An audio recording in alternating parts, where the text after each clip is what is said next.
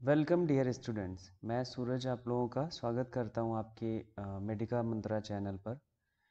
आज अपन class 10th का topic start कर रहे हैं। ओके, क्लास 10th में बायोलॉजी का जो चैप्टर है, first chapter, that is the life process. First chapter अपन का है life process.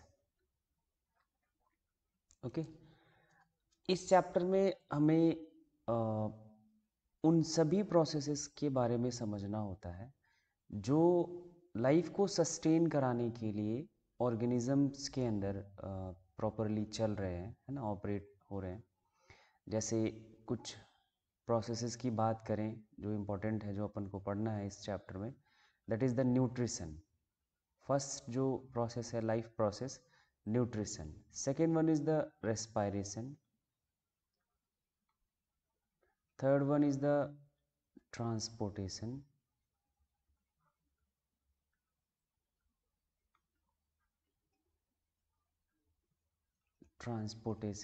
Next one is the excretion, and next neural control,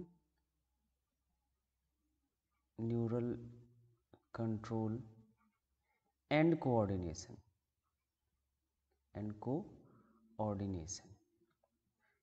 coordination ये कुछ इम्पोर्टेंट हमारे लाइफ प्रोसेसेस हैं जो हर ऑर्गेनिज्म में, मींस बेसिकली उनको उनके लाइफ को सस्टेन कराने के लिए ये प्रोसेसेस चल रहे होते हैं, है ना। लाइफ प्रोसेस को कैसे डिफाइन करेंगे? The processes which is necessary for the maintenance और sustaining the life in an organism is called life processes. Okay, अपन आज जो स्टार्ट करेंगे वो न्यूट्रिशन लाइफ प्रोसेस स्टार्ट करना है। इसमें हमें दोनों के बारे में समझना है, nutrition in plants and animals,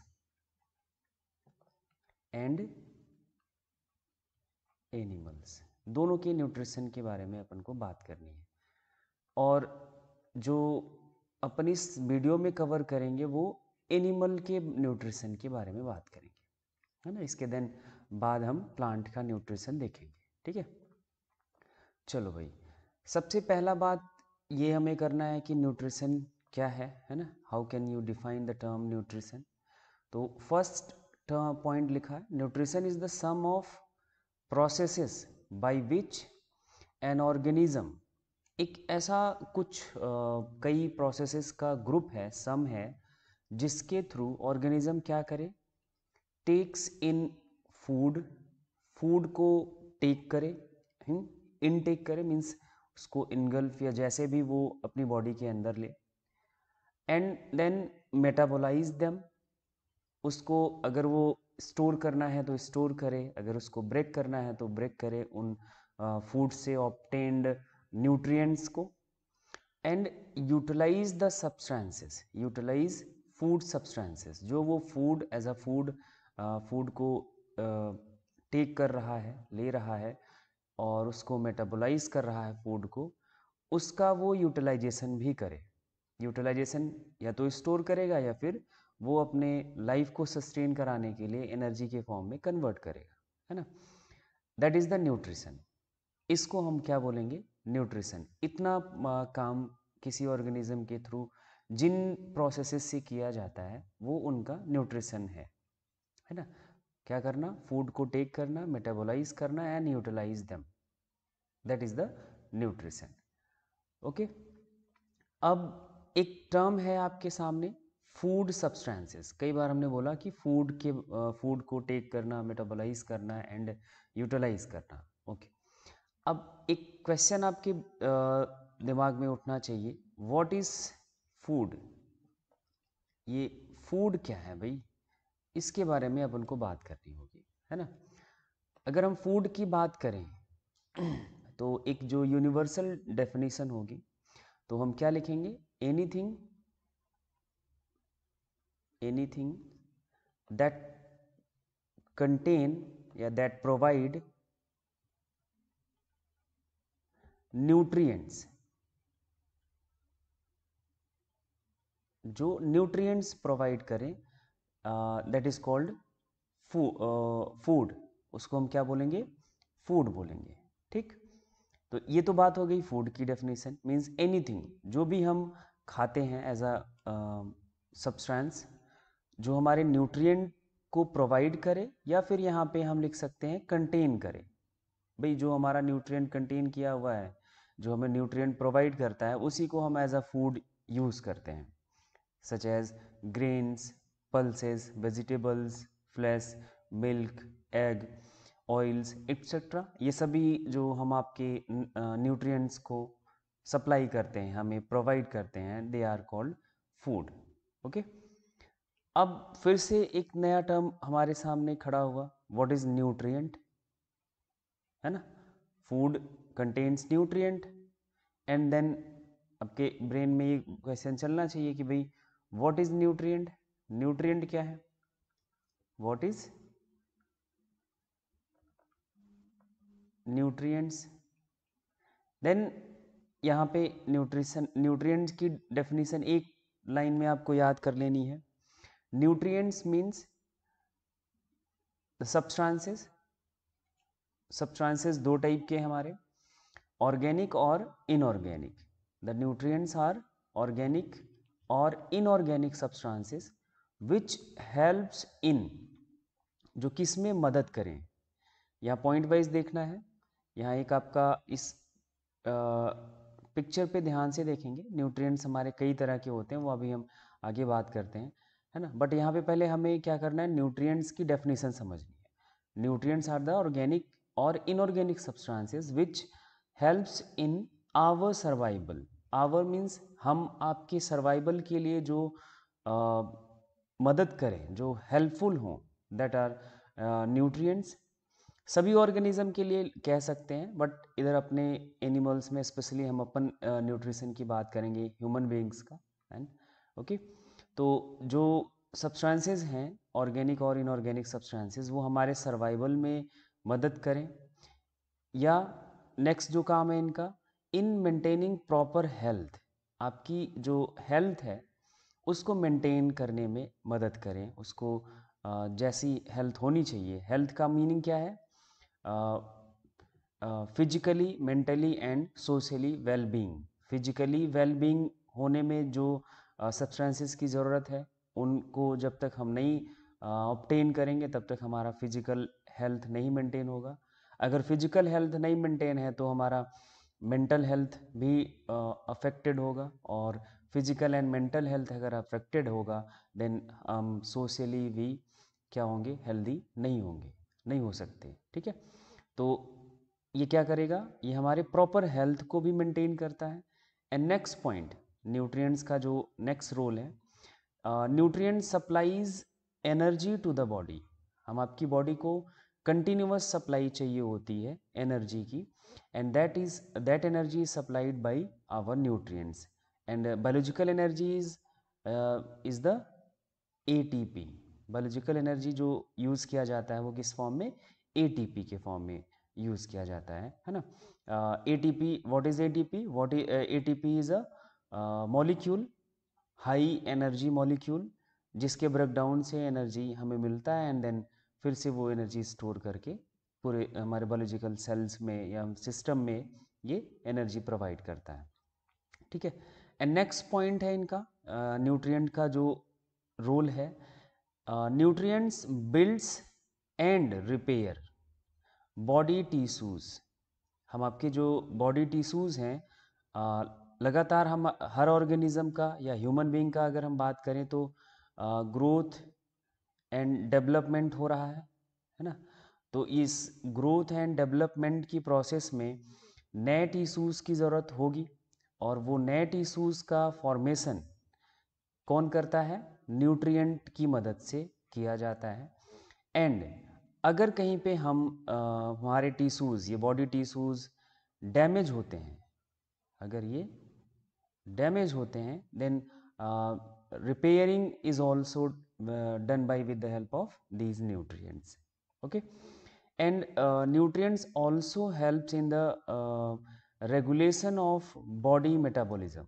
body में जो मेटाबॉलिज्म का प्रोसेस चल रहा होता है ना, मीन्स जो भी हम फूड से न्यूट्रिएंट ऑब्टेन करते हैं न्यूट्रिशन की प्रोसेस से, उनको कहाँ यूज़ करना है, स्टोर करना है, उनको ब्रेक करना है एनर्जी के लिए, किस फॉर्म में स्टोर करना है, उनको उस फॉर्म में कन्वर्ट करना मीन्स मेटाबॉलिज्म कहा जाएगा।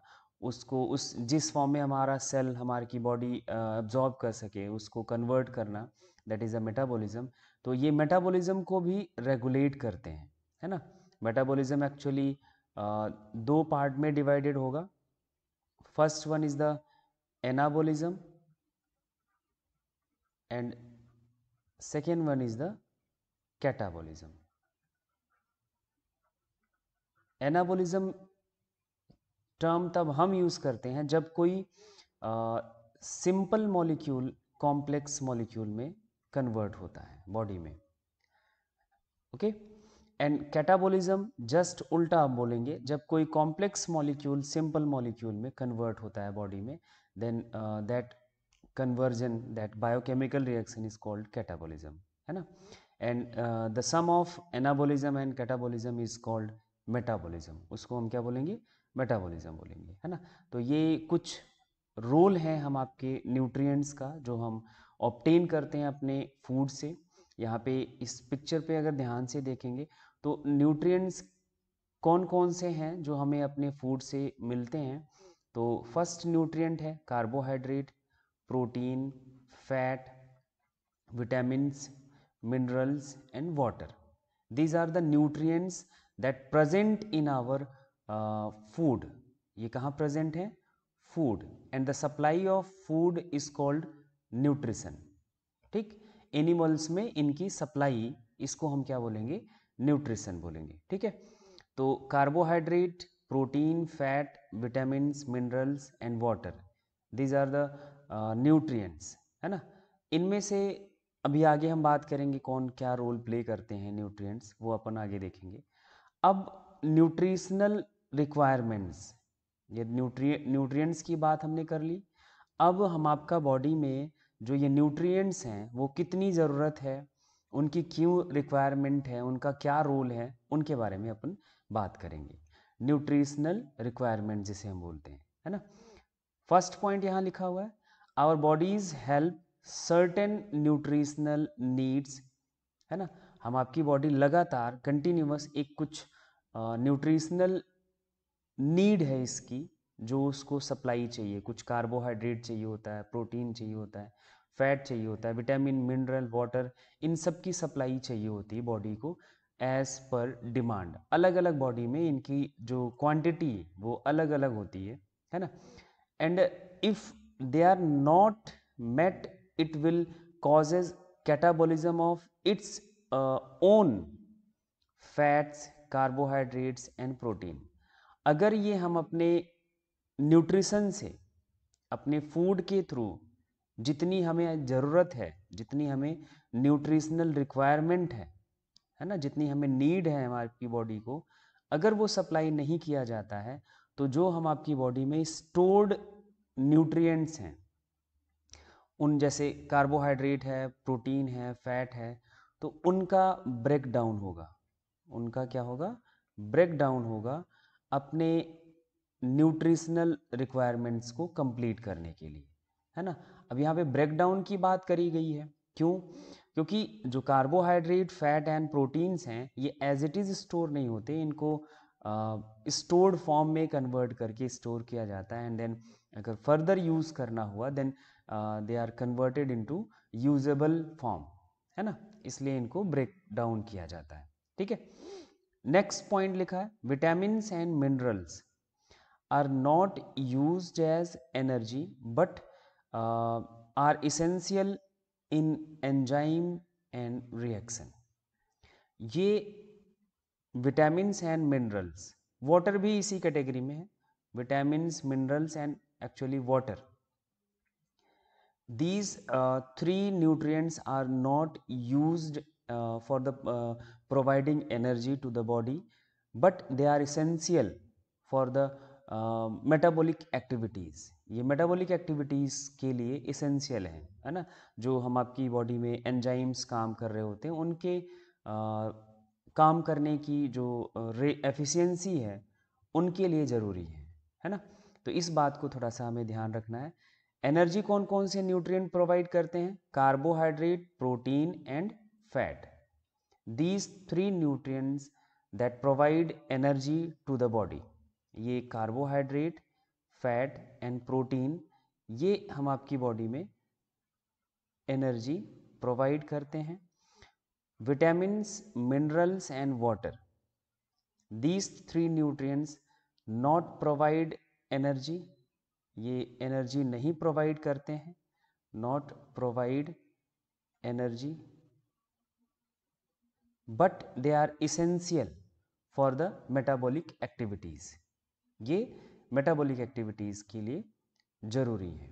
ओके, आई थिंक आपको न्यूट्रिशन, न्यूट्रिएंट्स, न्यूट्रिशनल रिक्वायरमेंट, है ना, ये टर्म्स क्लियर होंगे। बहुत आसान है बट थोड़ा सा कंसंट्रेट होके इसको सुनने की ज़रूरत है ना। एक रिवीजन के तौर पर आपके टर्म फर्स्ट के लिए बहुत हेल्पफुल होगा अगर इसको आप थोड़ा पेशेंस के साथ बैठते हैं और इसको सुनते हैं। चलिए नेक्स्ट स्लाइड पे देखते हैं।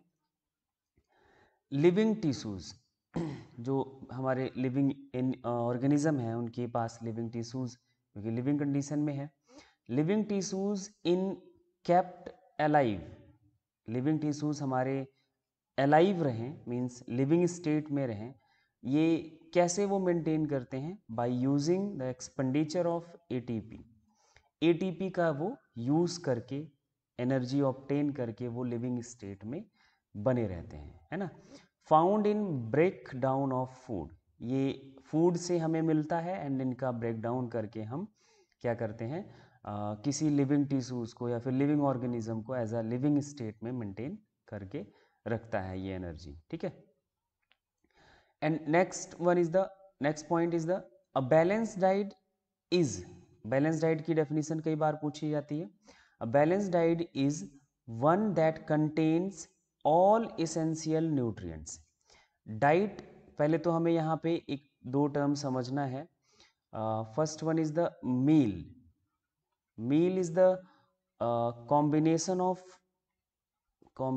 of food which we take in our lunch, in our dinner, in our breakfast, वो जो कॉम्बिनेशन एक बनता है फूड का, दैट इज द मील, है ना। उसको हम क्या बोलेंगे? मील बोलेंगे, है ना। या उसको हम एक और टर्म इसी को देते हैं, दैट इज द डाइट। वो हमारा एक क्या है? Diet. But this diet it is not necessary to be a balanced diet. ये जरूरी नहीं है कि ये बैलेंस डाइट होगा, है ना। Balance diet means the combination of food that contains all essential nutrients in suitable proportion, सभी न्यूट्रिएंट हो एंड सुटेबल प्रोपोर्शन में। Suitable proportion means as per requirement of body of that organism and amount to provide necessary energy, जितनी energy की ज़रूरत है उस organism को वो एनर्जी भी उसको प्रोवाइड करें and keep the body in healthy state. Body की हेल्थ के लिए जो नेसेसरी कंपाउंड्स हैं उन सबको प्रोवाइड करना ही जो फूड या जो कॉम्बिनेशन ऑफ फूड या जो कॉम्बिनेशन ऑफ फूड जो हमें दे सके ये, उसको हम बोलेंगे बैलेंस डाइट। और हमें कोशिश करनी चाहिए एक बैलेंस डाइट लेने की, है ना, क्योंकि हमें अपनी health, suitable amount of energy and सारे जो इसेंशियल न्यूट्रिएंट्स हैं इनको हमेशा मेंटेन करना होगा, क्योंकि हम लिविंग स्टेट में प्रॉपर हेल्थ के साथ हेल्दी स्टेट में तब अलाइव रह पाएंगे, ठीक है।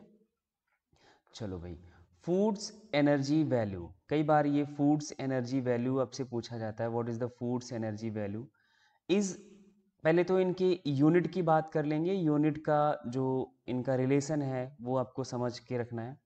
Is measured in kilo calories, food की जो एनर्जी है उसको हम किस में यूज़ करेंगे, किस में मेज़र करेंगे, किलो कैलोरीज में मेज़र करते हैं। ओके, अब किलो कैलोरीज में मेज़र करते हैं। नेक्स्ट बात हम करते हैं 1 किलो कैलोरी का रिलेशन कितना है। 1 kilo calorie is equal to 4.18 kilo joule. ये एक रिलेशन याद रखना है। 1 kilo calorie is equal to 4.18 kilo joule, या फिर इसको हम लिख सकते हैं 1 calorie is equal to 4.18 joule. 4.18 joule, ये रिलेशन याद रखना है ना। किलो कैलोरी लिख दिया तो किलो जूल में लिख देंगे, है ना। एक रिलेशन ये हमें अगर याद रहा तो आसानी से हम याद रख सकते हैं, है ना। एक दूसरा पॉइंट ये याद रखना है 1 kilo calorie, 1 kilo calorie calories is equal to 1000 calorie, 1000 calorie. ठीक, इसको क्या बोलेंगे, 1000 कैलोरी। ठीक है, ऐसे सेम 1 किलो जूल, सेम यहां नीचे लिख दे रहा हूं इसको 1 kilo joule, 1 kilo joule is equal to 1000 joule. ये अभी आपको आगे इसकी ज़रूरत होगी, है ना, इसलिए यहाँ पे ये वैल्यू याद रखना है। किलो वर्ड 1000 से हमें ऐड कर देना है उसमें। किलो जो भी हम यहाँ कैलोरीज ले रहे हैं तो 1000 कैलोरीज, किलो जूल ले रहे हैं तो 1000 जूल।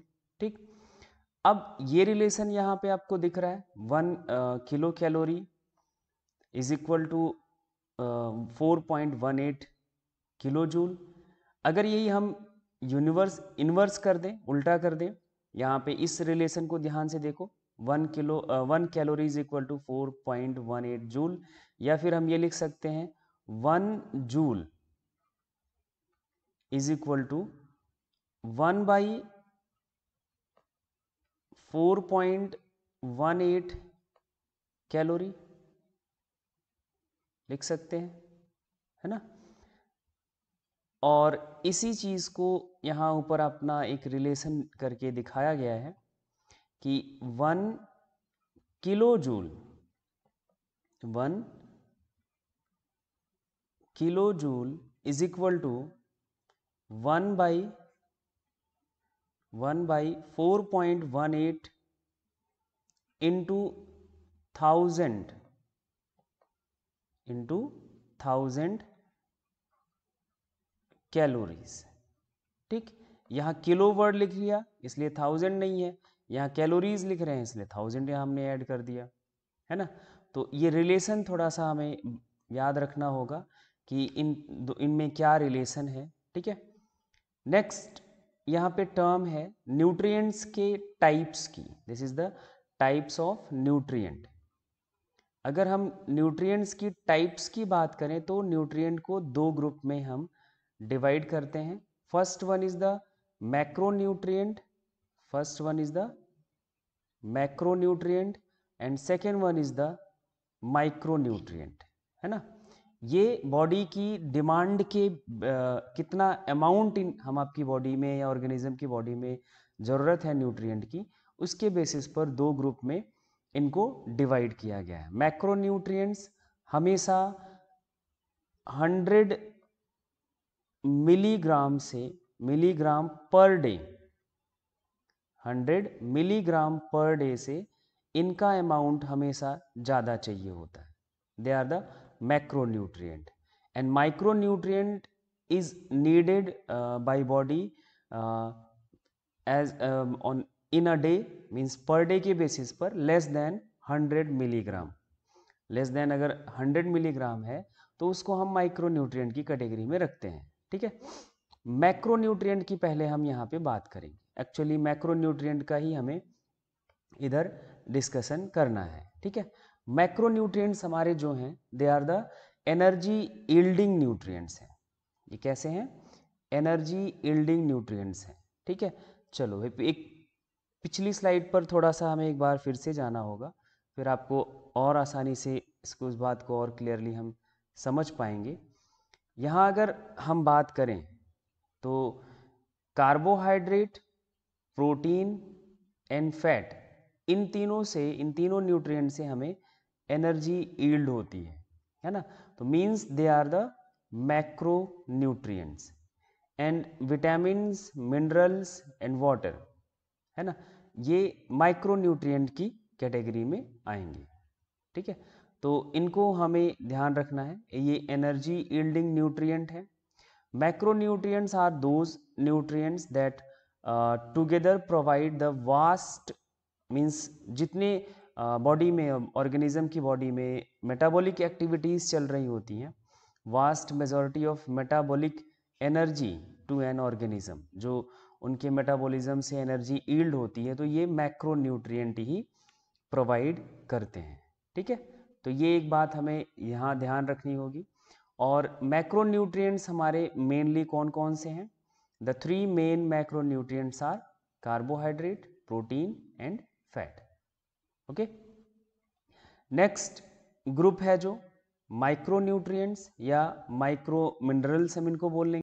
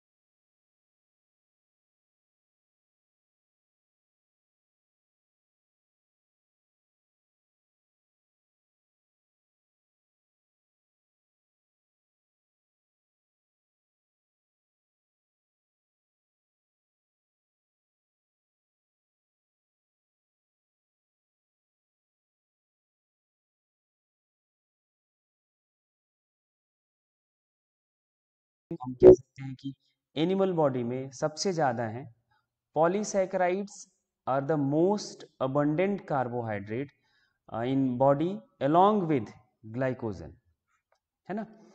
एनिमल की बॉडी में जो पॉलीसैकेराइड सबसे ज़्यादा है वो है ग्लाइकोजन के फॉर्म में देखने को मिलता है, ठीक है।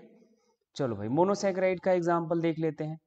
मोनोसैकेराइड हमारा सिंगल कार्बोहाइड्रेट है, या फिर इसको हम बोल सकते हैं सिंपलेस्ट कार्बोहाइड्रेट है, ठीक।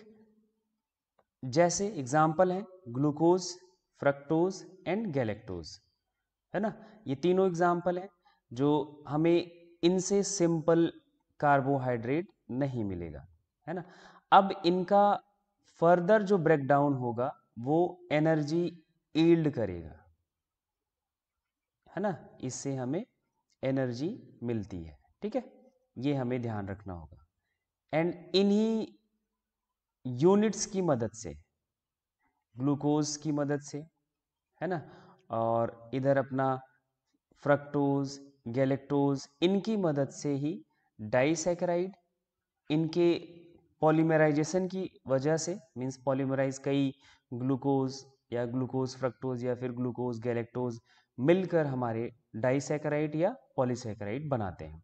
जैसे डाइसैकेराइड की बात करें तो दो single carbohydrate means simplest carbohydrate bound करके, है ना, जो इनके बीच बॉन्ड होता है, जैसे मान लेते हैं ये एक हमारा मोनोसैकेराइड है, दूसरे मोनोसैकेराइड से एक बॉन्ड के थ्रू ये जुड़ते हैं, and that bond is called glycosidic bond. इस बॉन्ड को क्या बोलेंगे? ग्लाइकोसिडिक बॉन्ड, है ना। दो मोनोसैकेराइड ग्लाइकोसिडिक बॉन्ड से जुड़ते हैं। Third monosaccharide is further joined bye glycosidic bond, है ना। Next monosaccharide is joined bye glycosidic bond, है ना। तो ये ग्लाइकोसिडिक बॉन्ड इन दो मोनोसैकेराइड्स के बीच बनता है, ठीक है। जैसे यहाँ पे एग्जांपल है कुछ, sucrose that is made up of glucose, one molecule of glucose and one molecule of fructose. Maltose that is made up of one molecule of actually two molecule of glucose, and lactose is consist of one molecule of glucose and one molecule of galactose, है ना। These are the simplest carbohydrate, and sucrose, maltose and lactose, these are the disaccharides। ये दो दो monosaccharide से मिलकर बने हुए हैं, ठीक है। इसी तरह से पॉलीसैकेराइड की अगर हम बात करें तो पॉलीसैकेराइड जो होंगे हमारे, वो कई मोनोसैकेराइड्स का के यूनियन से मिलकर बने होंगे। अब एक पॉइंट यहाँ पे अपन को थोड़ा सा ध्यान रखना होगा कि डाइसैकेराइड में एक ग्लाइकोसिडिक बॉन्ड होगा। कितना ग्लाइकोसिडिक बॉन्ड होगा?